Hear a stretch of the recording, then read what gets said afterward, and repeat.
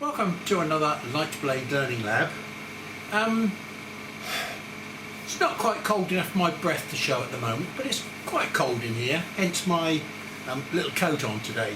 But hey, we shall soldier on for the purpose of science, because today I'm going to be doing something I haven't really played with before. A long time ago I messed around with a little piece of leather on these machines, on my old machine. And my only memories of that occasion were that it was very smelly and very difficult to keep the surface clean. So today we're going to look into some leathers, because basically there are two types of leather around. We've got this sort here, which is the sort you'd find on the sole of your shoe, which is basically something called natural tanned hide. That's a process that's been going on for thousands of years. Now, a slightly more modern process, which is used for these very thin leathers, where they look chamois on the back, but you've got the skin texture on the front. These are the sort of things that you'd use for furnishings and car seats and things like that. These are tanned by a process called Chromate tanning. They haven't got a leathery smell, to be honest. They don't smell of anything, whereas this hide, naturally tanned hide, smells exactly like you'd expect real leather to smell of. So we've got two problems. First of all, this stuff is very floppy and flexible. What are we going to do with it? Apart from cut out car seats and sofas and leather cushions, other things if you're that way inclined. I think we'll start off with this stuff and we'll see how it cuts. Now, to play with this, we've got some standard equipment here and some non-standard equipment. When I say non-standard equipment, I mean non-standard that's supplied with the machine. Your machine will definitely have been supplied with a 2-inch lens. Now, generally, it's supplied with a 2-inch gallium arsenide lens, because for cutting wood, this is probably the best lens that I've found. And then we've got a nozzle here with a very small hole in the end, 2.5mm hole, that is basically what I call a cutting nozzle, because it focuses the air down to get it right into the cut itself, and it only sits maybe 5 or 6mm away from the cutting surface. Now that's fine for cutting, where you want lots of air into your cut, but when it comes to engraving, the last thing you want is to blow lots of air at your engraved surface. And so consequently I have designed something that I call a universal engraving nozzle. It's got a much larger hole in it, it's much shorter, and it takes 18mm diameter lenses, which are non-standard lenses for this machine. Because what it does, you can put a lens in the bottom there and it sits the nozzle a long way off the surface, so that you don't put much air assist down onto the surface, and you allow your little exploding surface to go up in the air and stay in the air, rather than get blown down and mark the surface of your work. So we've got this, which we shall be using later on and experimenting with. This is, as I said, it's not a piece of standard kit that comes with the machine. There is a Chinese website called cloudray.com, where you'll be able to buy this universal engraving nozzle. So this is the same universal nozzle, but in this particular assembly I've got two lenses stacked together, and this is what I call a compound lens, and it is specifically for making very, very small dots, somewhere in the region of 0.1 or less, so that we can do very fine quality picture engraving with this particular nozzle. It also works as a cutting nozzle as well, surprisingly enough. So this is a moderately universal. This is specifically for if you want to, for instance, use a 2-inch lens or a 2.5-inch lens for engraving, and the sort of application you might have for that would be 3D engraving. But these are this particular nozzle is really a cutting nozzle.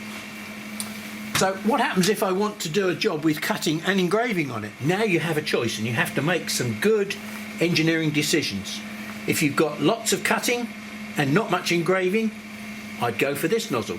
If you've got lots of engraving and just a little bit of cutting around the outside, I'd compromise and go for that nozzle. But the requirements of engraving and the requirements of cutting are almost diametrically opposite. And so you have to make some compromises somewhere. Well, as we said, we're going to start off trying to cut this material. So I think what we'll do, we'll select a cutting nozzle. And we'll see how good this gallium arsenide is at cutting leather. It was excellent at cutting wood. So I know that to cut this, I'm going to produce a large amount of smoke that goes underneath. If I had the honeycomb table on, the air would come through the front of the machine, down through the table and out the back. And it wouldn't really be taking this smoke away. The smoke would be sitting here, hanging around inside the cabinet. So what I want you to do today is to also, while we're cutting, I want you to watch what happens to the smoke. Because we've got this table here and an airflow passing through the front, we've got our cross flow of air, as I'm so keen to keep telling you. And that will go out the back of the machine at a high rate of knots in a very controlled manner. It won't get a chance to escape inside the machine here. So when you open the lid, you won't fill the room with horrible smelly smoke. Now, the last thing we really want to do is to cut this on a flat surface. The only reason I put it there in the flat surface is so you can see that, hey, we've got a bit of a problem, look. Alright, so we want to try and keep this flat. Always a difficult problem when you get things like that, or pieces of plywood which are bent. So the way that I normally try and tackle this problem is, where possible, I can support my material off the bed with a magnet here and there. And because these are neodymium magnets, they are very, very strong, and I can just do this. So we're only going to work on one little 25mm test square at a time, so I don't need to support it too much, just in a few places here and there. So this is a 2-inch lens, and typically this would be around about 7mm, I believe, its distance. Right, so we're just going to now see if we can find the correct focal distance with my little dot test that I use.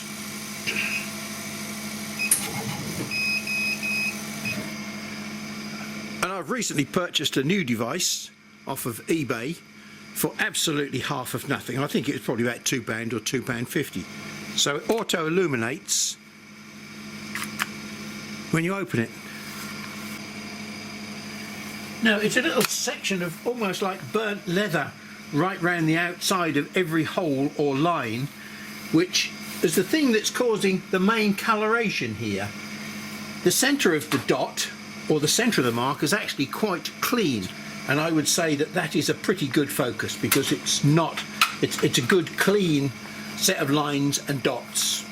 The dots are 0.2 diameter, they're touching each other, but that's about as good as I can expect from a 2-inch lens. We're now going to do a 25mm test square. Now, what sort of speed and power should I run at? Well, if I was doing this out of 3 or 4mm plywood, and it looks to be closer to 4mm, I would think, I would probably be running it at about 20mm a second with full power.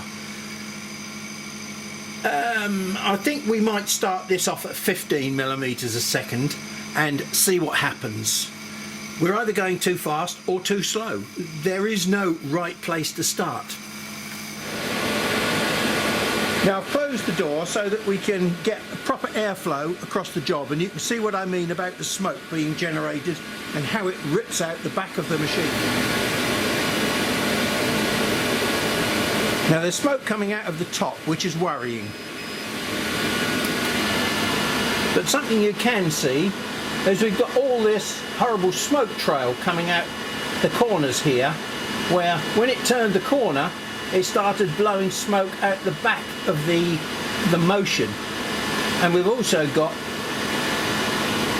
some coloration on here as well. So as I said, this is very similar to the memories that I had of it before. It's a difficult material to cut, And the other thing I need to test, which is what I do for plywood,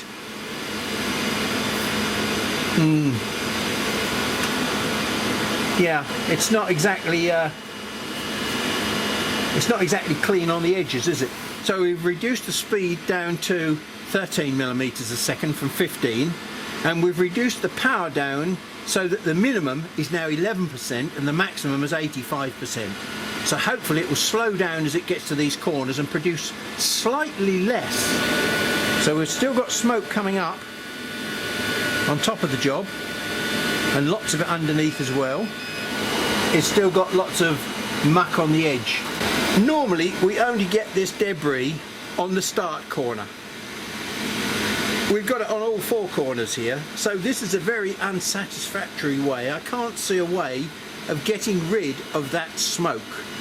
Normally on wood it's pretty easy to get rid of. On leather it looks as though it's going to be a bit of a problem. There is a fairly simple solution, provided you're only cutting. We'll turn the job over.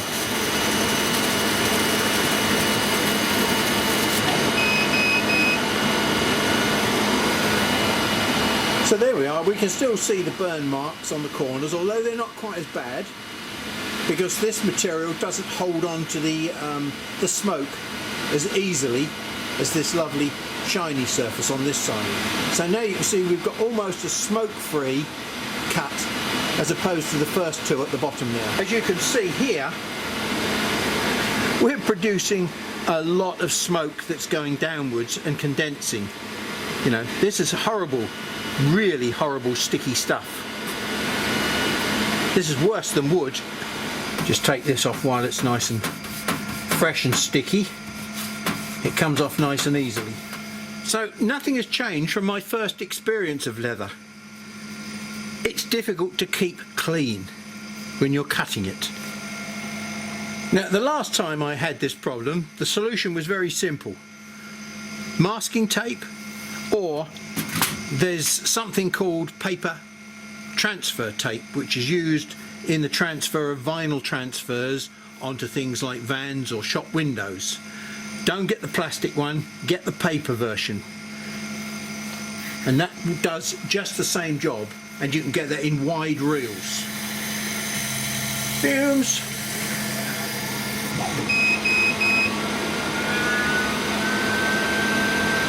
Change the power back down to where it was previously when the pieces fell out. So we've got 13 millimeters a second, 11% power for the corners, minimum, and 85% power for the rest of the cut.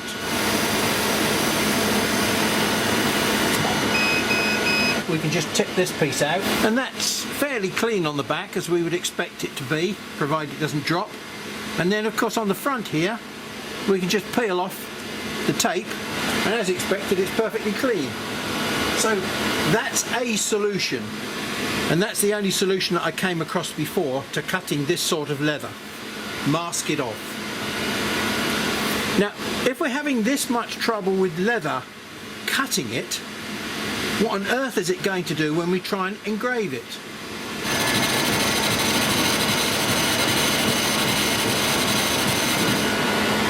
Well, that was 115, and as you can see it looks pretty messy. So let's take the speed up to 420.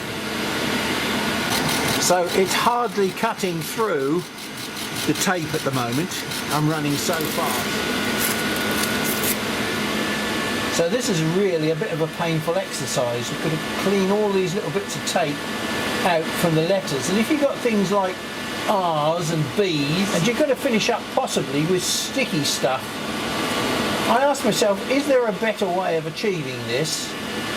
But I had to show you that, to show you the problem that you have with engraving text. You still get all this brown stuff, and in fact it's even worse, because there is nowhere for this stuff to go other than upwards or sideways. What happens is, as the laser hits the surface, it produces like a little volcanic reaction. It's a bit like dropping, if you like, a stone into a soft pile of sand. Some of it will go up a lot of it will go sideways, and that's what you're seeing here. You're seeing that same eruptive effect. Right, now I've made several significant changes. First of all, we've put the engraving, the universal engraving nozzle on here, which is not something you're normally provided with. It's got a very, very small air pipe coming into here, as you can see. We've put the 4mm air pipe inside the 6mm air pipe. If I put my finger on the end here, you probably can hear the build up of flow. The pressure builds up behind my finger and you get a little, but if I do it quickly, there's nothing there at all. There's virtually no air, just enough to protect the lens. Okay, now in addition to that, you'll see that now, instead of about a 6mm air gap that we've got here, we've got probably something like about 19 or 20 millimeters. Yeah, it's about 19mm air gap under there now. That's going to allow this volcanic eruption that happens to come up in the air. Now, even though this airflow here is very small, when it goes through that very small nozzle there, it still produces quite a significant stream of air which is blowing the fumes back down onto the work. First of all, we stop the air from blowing them back down by making it very, very low velocity, by reducing the power as much as we can so that we get much more of an upward drift rather than an explosive sideways force. The deeper we go, the more explosive and sideways we're going to get our smoke. And the final thing that I'm going to do is I'm going to change the start position. You see it starting at the top and running down. This time I'm going to start at the bottom and run towards the finish point. This is exactly the same lens, exactly the same speed, i.e. 400mm a second, but the power, I'm going to drop the power to around about, let's try 20%. I've still got the scanning interval set at 0.1, which is the same as I was using for these. It's nice and dark, but the other thing is, if we look,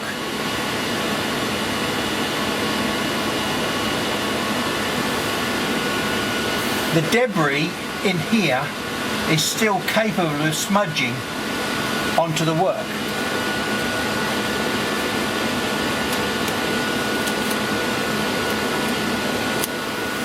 Look how much debris there is in there. That's not a very satisfactory way of engraving either. What other choice have we got? Okay, I'm now going to make another change. I'm going to remove this engraving nozzle, this universal engraving nozzle, which has got a 2-inch lens in it, and I'm going to replace it with another universal engraving nozzle, but this time it's got a compound lens in it which produces a very, very small dot. So I'm now in RDWorks and I have imported a piece of text this time as a bitmap. Because it's a bitmap, I've come in at about 150 pixels per inch, quite a low resolution, and we've got the line spacing set to about 0.15. I've got the power set to about 20% and the speed is still at 400. Okay, look, we can see smoke. Not huge amounts of it. I'm not even running the extract system this time. And that looks pretty good, doesn't it? Make sure we get a good imprint. And look, we've got virtually zero debris. And it's pretty flat. There's not much in the way of depression there. And look, I can rub it as much as I like, and I can't smear it. We've found a solution. Import a bitmap and run it at lowish resolution, 150 dots per inch. We've got one more thing that we can do. I've taken that piece of text, which is a bitmap, and I've actually dithered it.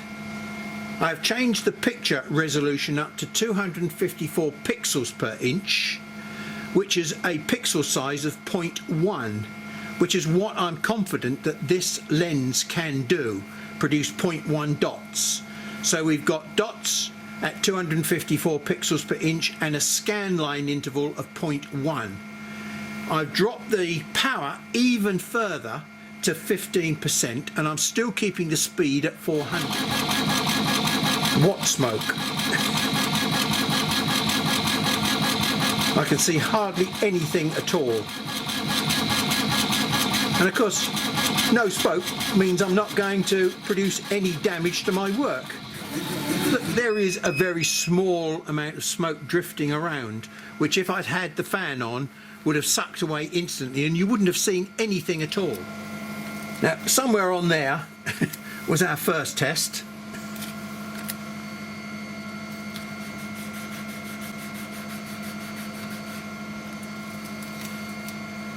And somewhere on there is our second test. Now, there's virtually no difference between those at all. This is virtually smooth. This is not bad either.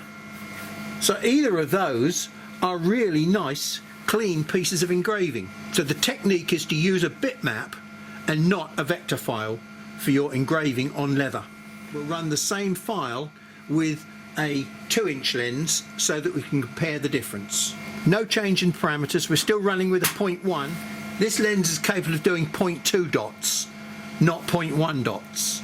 So we should actually get probably a bit of a burnt effect on this one and maybe produce more smoke than we need to. Well, sure enough, we are producing more smoke.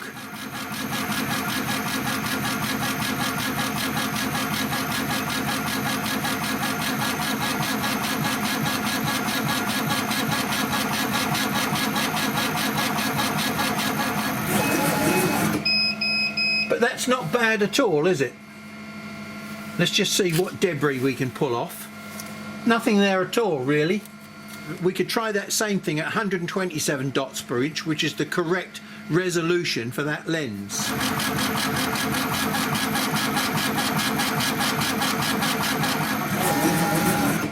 Well, again, we can see the dots this time. Just. That's not a problem at all. So I would say a 2-inch lens with a 256 dot per inch gives a good result. Crisp, clear, dark, without any depth to it really. There's just the merest hint of depth to it. Well, I suppose we've got one more test to do to take us round in a full circle, and that is we've put the cutting nozzle back on with the 2-inch lens, and we're going to dither at 256 dots per inch. And we're going to run at 15% power and 400 millimeters a second.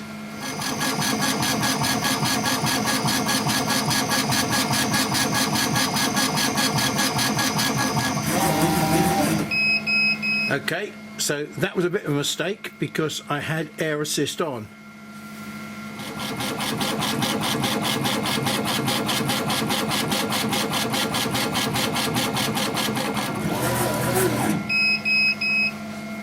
Well, from a distance it doesn't look too bad.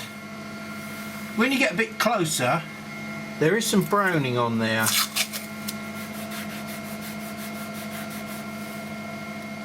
Some smoke damage. And there we go, you can see the smoke damage on there now.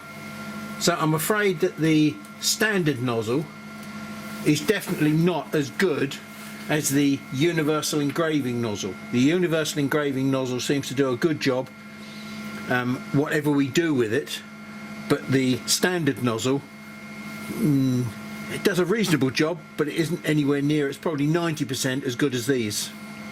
Even though we've got a very, very small amount of air passing through that nozzle, because it is focused down into a jet, it still disrupts the little eruptions that are taking place on the surface there. It's spreading them out and condensing them around the product. Okay, so we found out that we can produce smokeless engraving on the surface of this hide. Now, to do that, what we've found was that we can do it with the smallest possible dots and the minimum amount of damage to the surface. We just produce a little teeny weeny spike of smoke that blows away quickly. We can still damage the surface and put a nice mark on there, but we're not going to do a huge amount of damage to the surface. And that's the secret. If you want to engrave pictures on your leather, be they photographs or images of some sort, something more than text, then obviously we can't use tape or anything on the surface because you just won't be able to get it off. So we've got to be able to do it in a smokeless manner. And to do that, we must use the compound engraving lens, because we found that if we use the 2-inch lens, yeah, we got some success. Even though we're not using much air, when we peel off and test the surface, we've still got debris sitting on the surface. Now, when we're using the compound engraving lens, we're going to be putting down a series of dots, both in the backwards and forwards direction. Now, for our dots to make any sense at all, they've basically got to line up with each other. Now, if I go into RDWorks to the configure, system settings, what I shall find here is I've got something called scanning reverse compensation.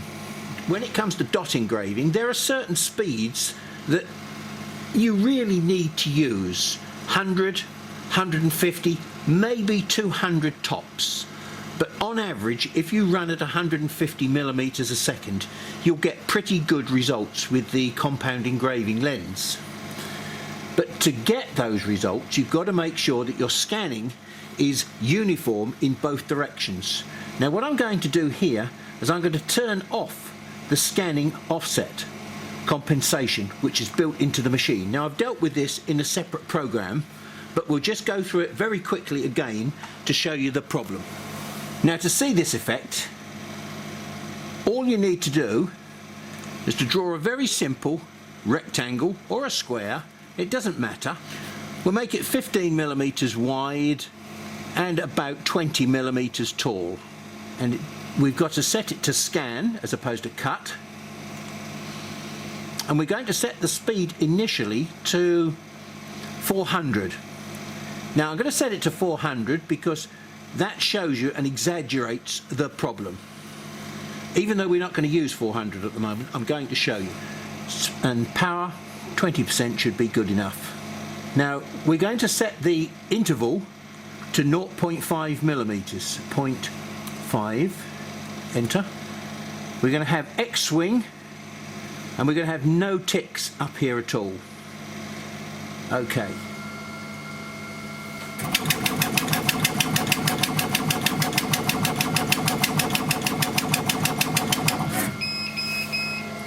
Now, here's our problem. As you can see, when we scan in one direction,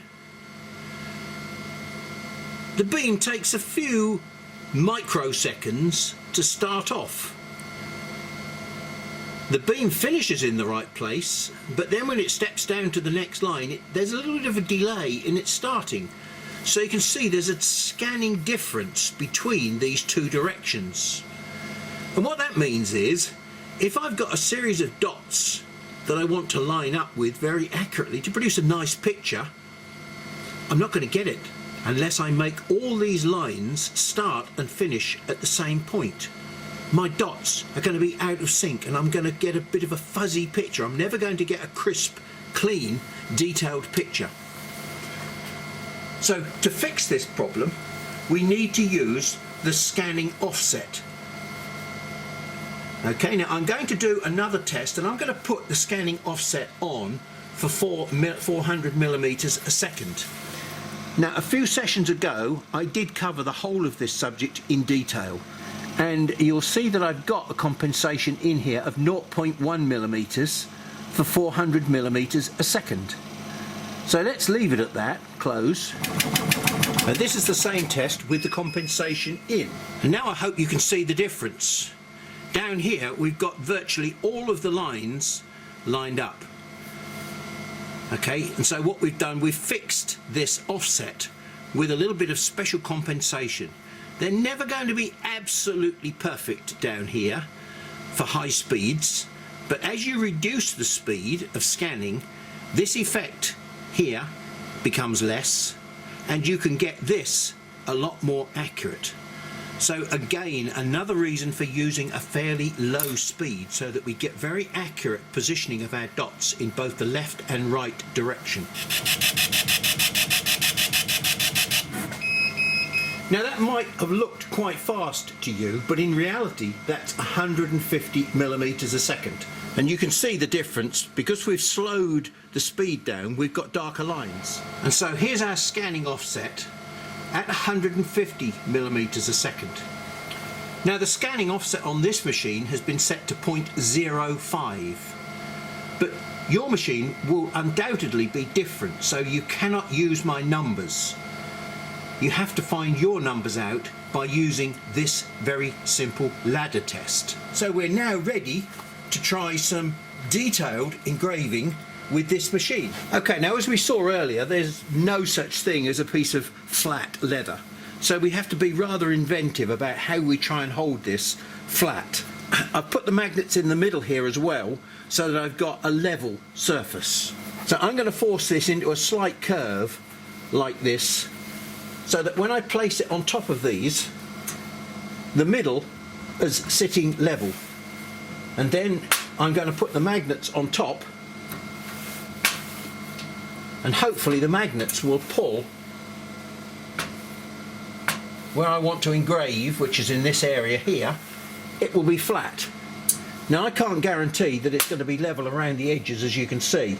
I could put some more support magnets around the edge, and I think we've got a reasonably flat surface in there for doing our work on. So obviously you're not going to be able to do this on your handbag or your shoes, but this is a demonstration. You've got to be inventive about how you use this particular procedure. We're going to be using the same speed 150 that we selected for our offset compensation, because if we use 149 or 151 millimeters a second, the compensation will not be taken into account. The only speed where this compensation will take place is the ones that you put in your table. It's a lookup table, it's not a graphical interpretation. Well, here's the image that we're going to try and put onto the leather. If I look at the size of this, it's actually about 150 millimeters square, roughly. So I need to change this to 90 millimeters square-ish so that it fits on our material. I can now go and look in the bitmap handle, and what we shall find is that we've got a resolution of 250 pixels per inch, which is great because that's nearly what we want. We've got a point, we want to use 254.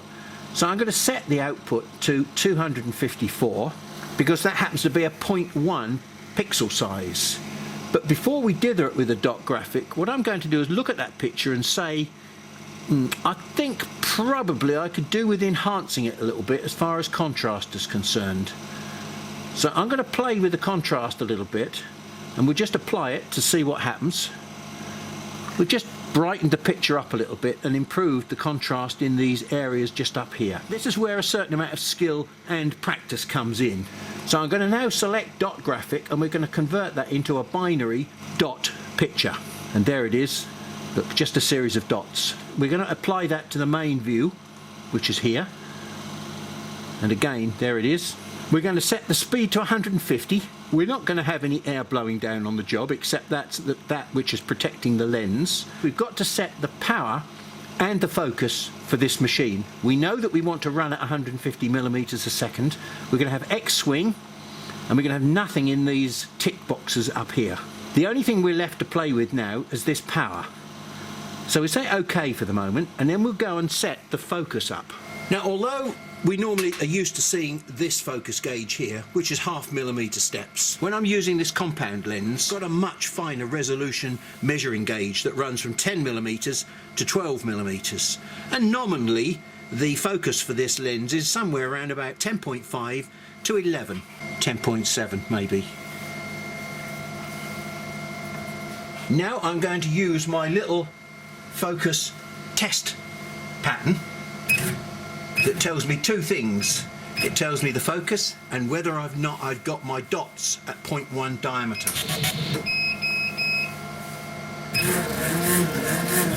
Well, it's definitely nice and dark. Question is, what do the dots look like? Yeah, it's nice and dark, but I can't see any single dots. The dots are merged together. They're roughly 0.2, those dots at the moment. Yep, we're going with 11 millimeters. Now I have noticed that as you change the material, you sometimes need to change the focal point by maybe as much as 0.5 millimeter. So sometimes it works at 10.5, sometimes it works at anything up to 11 or 11.2. In this instance we've got 11 millimeters. So now we've got to go back to our picture and match the picture parameters to the same as those that we used for our test, which is 15% power and 150 millimeters a second. Now I'm going to close the lid so that we get our airflow across the job. Now something I've said many times before is, if you've got a very powerful tube, 100 watts, 150 watts, there's not a great deal of chance that you'll be able to do things as delicate as this. You need a low power tube in the 40 to 60, maybe you might get away with 80 watts running at low power to get this sort of fine resolution photo engraving or picture engraving. Now you'll probably look at that and say, that's pretty good. To my critical eye, it's far too dark. I've got too much power in there, I think. I'll reduce the power from 15% and I'll drop it right down to about probably 12%.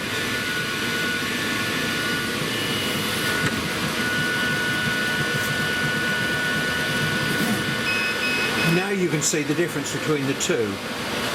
This one you can see the detail here and it's totally overburnt there.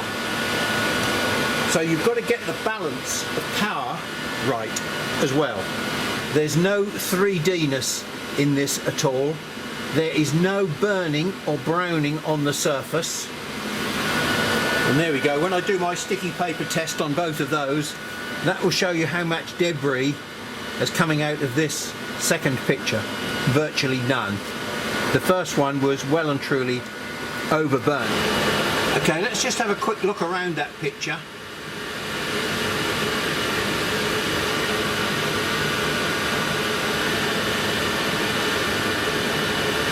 Some of the detail.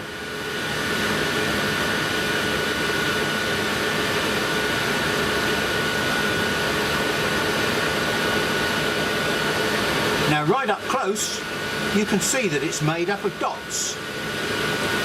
Or are they the holes in the hide where the hairs went? Nobody will ever know except you and I, because as soon as you start zooming out and standing this at arm's length, it looks pretty phenomenal. That's what you can do with hide and a compound lens, which is capable of getting you a 0.1 dot. You can convert your 254 PPI pictures into 254 DPI pictures, as you can see. Now, since I last did this video, you'll notice that I've got a rather strange voice. I've developed a very heavy cold, but that doesn't stop me working. I'm a bloke and I just carry on. Now, what we've got here is something completely different than the thick hide. Here we've got the Chromate tanned leather, which is a soft leather, the sort of things that I might use to make some new seats for my Ferrari, for example. Or if I was that way inclined, maybe my new handbag. Now, this is a completely different problem, because first of all, it's floppy. And much as I hate using the bars or the honeycomb table, I'm afraid that's the only way that we're going to be able to deal with this particular material. We are going to finish up with a few marks on the back, and there are ways that I could design things to, like a version of this, for example, which sits on top of my solid table, which would be a series of acrylic bars. And acrylic, when it cuts, would not mark the back of the product. But I'm not going to go to the trouble of that at the moment. But if you were actually doing this sort of work, then you might want to think about making a special jig to hold the material so that it doesn't mark on the back. So I would think about using the 2-inch standard lens, the shortest focal length lens that you've been supplied with your machine.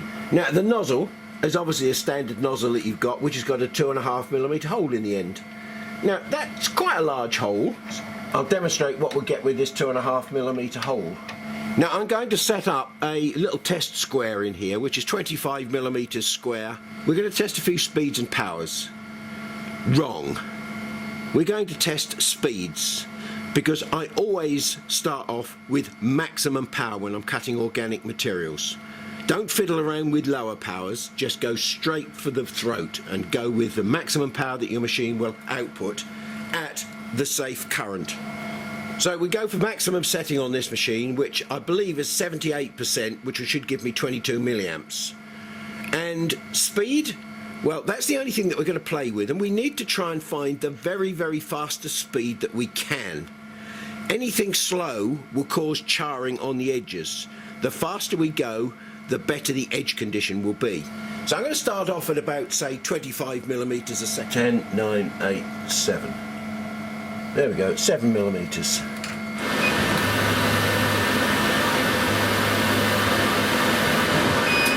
That's pretty messy on the surface. Look, we've got brown debris on the surface there, and it doesn't rub off easily. And we've got charred-ish edges.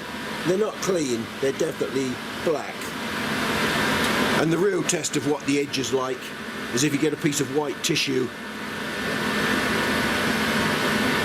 and there we go.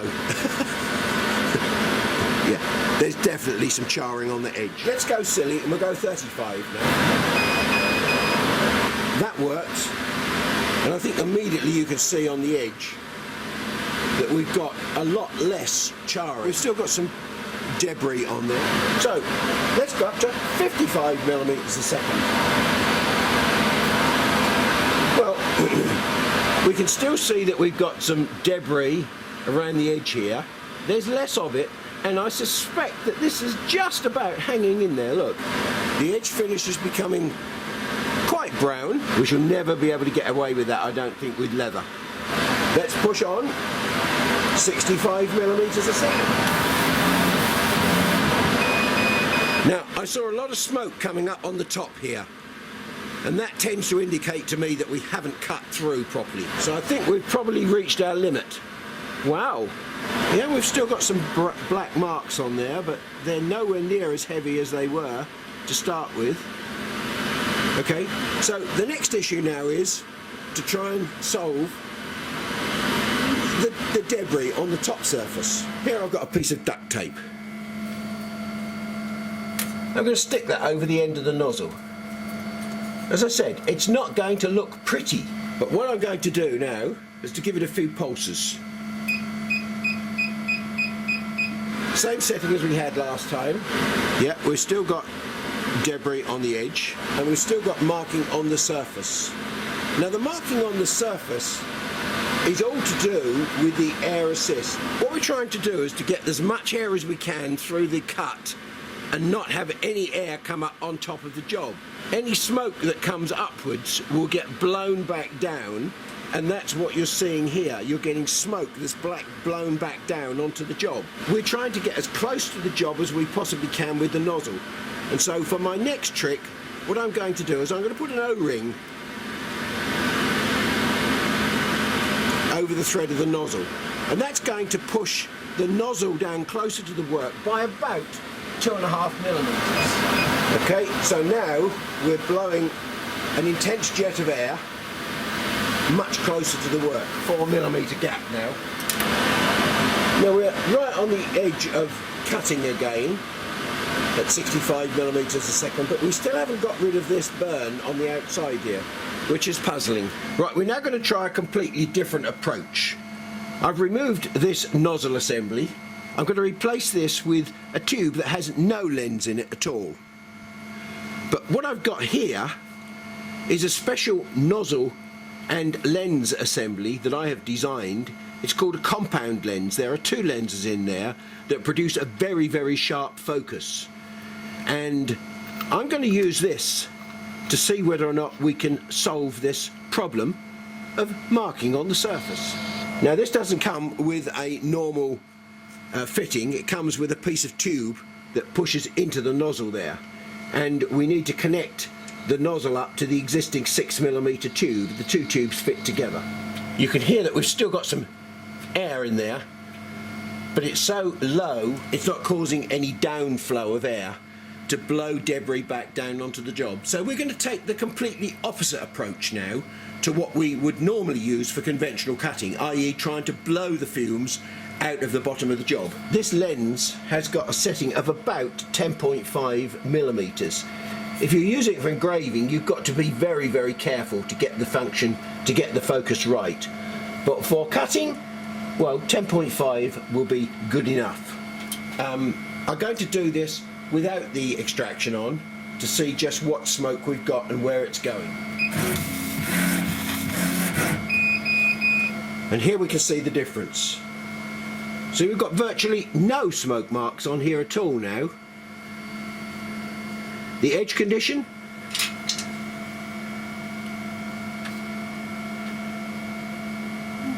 maybe slightly lighter on this one, but I would suggest that now, because we've got a much sharper lens, we may actually be able to get up to 75 millimeters a second or more. Should we be ridiculous and try 85 millimeters a second? Yeah, it's loose. It's clean, very clean. And the edge condition, remember what I said, the faster you go, the less the charring. We've got some, but there's very little on there. That's a pretty brown edge. I mean, we're getting almost up to engraving speeds now. Let's try 95 millimeters a second.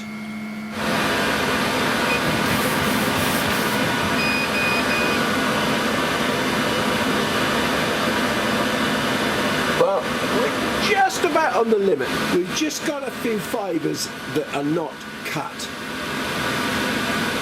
But our edge condition is getting cleaner and cleaner and cleaner. So here we have conventional cutting technology, which gets us up to about 65 millimeters a second, and then all of a sudden we can get a clean edge and we can push ourselves up to 95 millimeters a second with the compound lens. Right, well, here we've got a piece of white leather. Now this is stupid, isn't it, trying to cut white leather. This looks like nearly 2 millimeters thick. I'm going to back the speed off to 85 millimeters a second for comfort. We'll just check, in case this is a different thickness, that we've still got roughly 10.5 millimeters. Slightly thicker material, and it's not quite 10.5. We need to just reset the focus.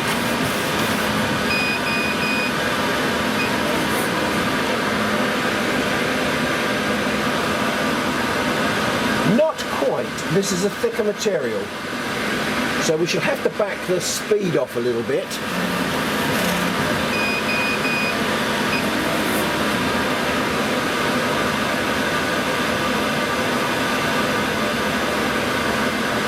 This is a very fluffy, woolly material on the back, and that's why it's not cutting very well.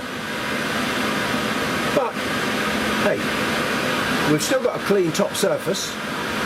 So let's find out where we need to go with this particular material. We've just about cut that out at 45 millimeters a second. But that is pretty thick material. But that's 2 millimeters thick and very, very furry on the back. Now this loose stuff on here will smoke, and smoke absorbs the energy. And so this is going to be, this last little bit is going to be very difficult for the laser to pierce through cleanly. Now the charring on the corners is something we can deal with separately, because that's all to do with the speed of the deceleration of the cut as it goes into the corner. So to get this to cut cleanly, I may well have to drop it to 35 millimeters a second. We've still got a fairly clean cut, but we've got a little bit of burning in the corners. Well, we can fix that fairly easily with max min speed. So we've got 78 max and 10% min power. Min is almost as low as the machine will go. And there we go, we've got more or less clean corners now.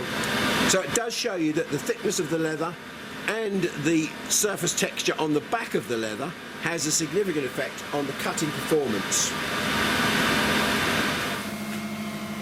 Okay, now we're going to go for a slightly different approach again, And this time I've got my 1 inch square drawn on here because I need to be able to change the parameters fairly easily. And what I've done this time, we've gone into dot mode. If you start off with the mid 0.1, that's a good nominal starting point, and then from there on, probably the one to change more than any is dot length. Now I've got this currently set at 40 millimeters a second, which is on a par with the performance that we had previously with the fluffy white leather. And we'll go back and we'll try the fluffy white leather, but we'll start off with the so-called easier stuff, which remember we were able to get up to about 95 millimeters a second with, but we'll try it in dot mode, and I've got full power again. We're just punching straight the way through with no air assist, just lens protection. Well, it has just about come out. Fluffy. Yeah, it's reasonably clean, but it's got a little bit of a shadowing round here. We've still got some debris coming up. But this time, because the power is intermittent all the way round, we've got no sustained power to burn off the fume trail that comes out behind the cut. So let's have a look at the edge. Well, not a lot different to the standard cut. Right, I've changed the cut length now, the dot length, from 0.1 to 0.5, quite a significant difference.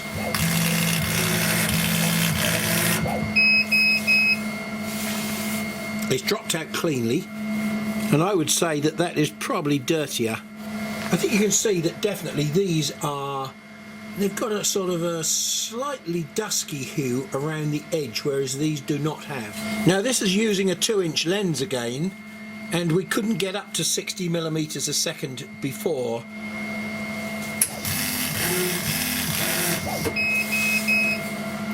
And we're still struggling here.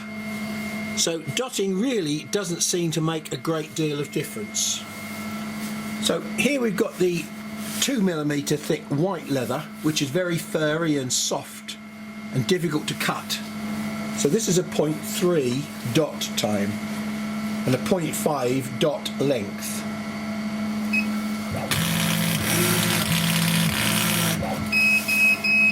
So we're back to 0.1 and 20 millimeters a second. And it's come out now that I've gone slower. But we've still got some marking around the edge here,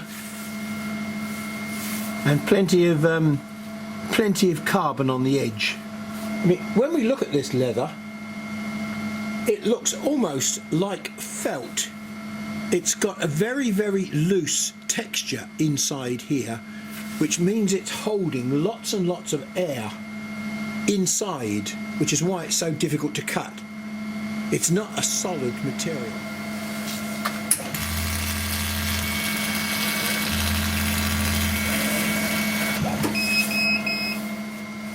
No, it doesn't want to come off. It definitely burnt on there. To stop the surface marking, one trick that I often use is this one. So if I stay away from the bars and just cut between the bars,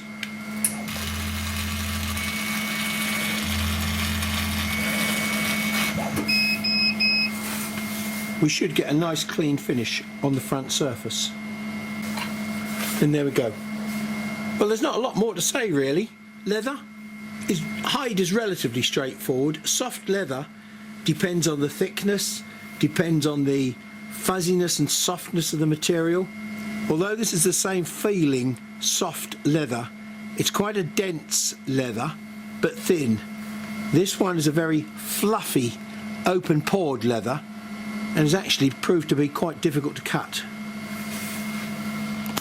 Now, the next question is, can we engrave this material? Well, my suspicion is not very well, because first of all, it's very difficult to keep it flat. I've got it sitting on a flat metal surface here. I'm going to make a lot of smoke now, so I'll put the extraction on. Well, I'm suspecting we're going to have a few problems with engraving on this material. We might be able to get through the surface here, because underneath we've got a softish, although it's dyed red, we might get a pink contrast underneath.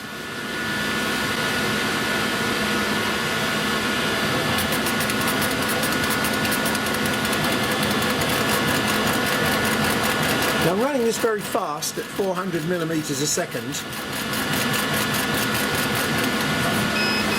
And it really isn't too bad. First of all, let's have a quick look at what sort of we've got a little bit of debris tucked in these letters here.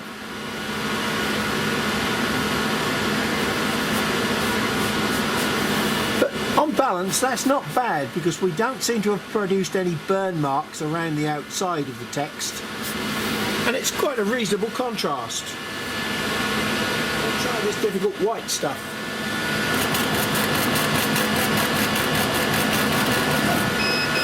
Now, to be fair, what I should have done is to engrave that from the bottom to the top. Let me change the head start position to the bottom right hand corner and repeat this. As you can see, that's not particularly pretty either. Feels a bit sticky. The colour underneath is not bad. Now, I've just changed the machine setting to special mode, which means it's now going to produce a high frequency pulsing cut as opposed to a continuous cut. And that might allow us to get a slightly cleaner cut because we're producing a series of dots as opposed to a continuous burn. And wow, I said that's done a good job, hasn't it? But it hasn't really, because look, it's all smeared. So we've got all our dirt and debris in the bottom here, and as soon as you touch it, look, it marks over the surface. We'll do that one more time. You can see the smoke. It's just little bits of smoke rising very, very gently. It's not getting a chance to blow back down onto the job and paint the edge of the leather with the debris. And as you can see, it looks a pretty good piece of text, lovely and clean around the edge. I've got some soapy wet kitchen towel here, and I'm just going to see whether or not. Wow, okay, so that works.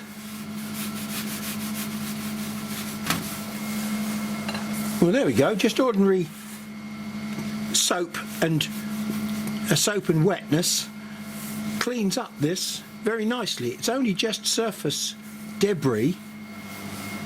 These will clean up with soap and water as well. So maybe leather is not quite the disaster that we thought. Maybe we can work with it. Well, I'll leave you to play with this on your own now, having seen what is possible, and I'll catch up with you in another session.